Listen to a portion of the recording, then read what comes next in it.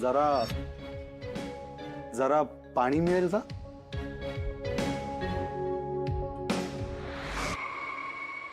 Come on यार, फक्त पाणी मागतोय मी, इथे पण ॲटिट्यूड दाखवणार आहात का?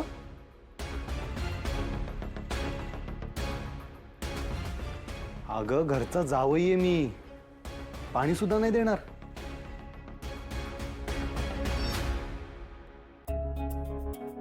ओके.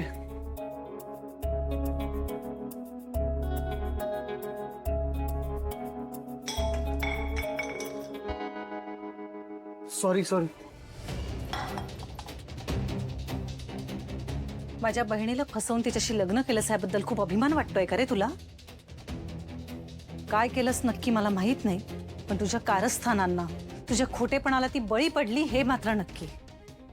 एक लक्षात ठेव पण अंशुमन, जर माझ्या बहिणीला रडवलंस, तिला त्रास दिलास, तिच्या केसांना जरी धक्का लागला ना, तर माझ्यापेक्षा वाईट कोणी नसेल.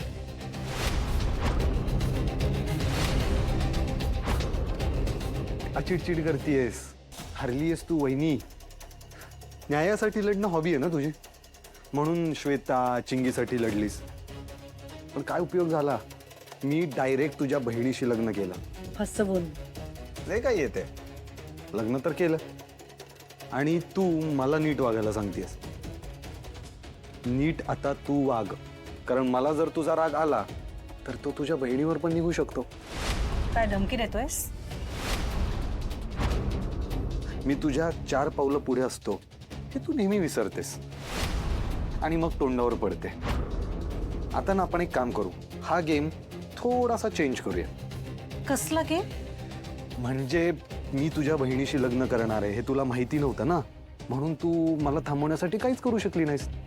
तर आता मी तुला सांगतो की मी काय करणार आहे, मग बघू तू काय करतेस. असं काय करणार आहेस तू? मी तुला तुझ्या घरात उभं राहून चॅलेंज देतो.